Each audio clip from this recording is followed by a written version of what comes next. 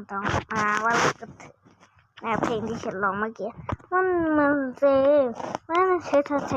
ไอ้มันเซบัตเซ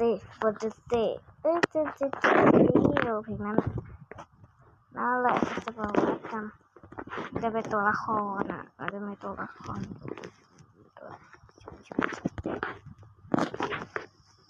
ก็เห็นฉันอยู่ที่นี่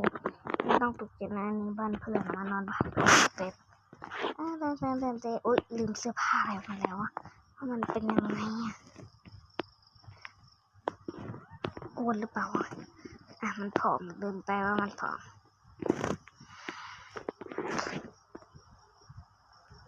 เท่าเดิมนั่นแหละโอเค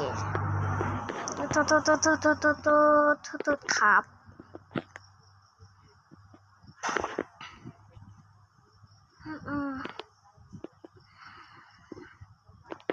ไม่สวยตัดไปตัดเสร็จเลยกันเวอร์ชันเด็กห้ามดูตรงนี้นะยึดโอเคห้ามดูคนที่ตึงแบบนี้ขอไปเด็กสักที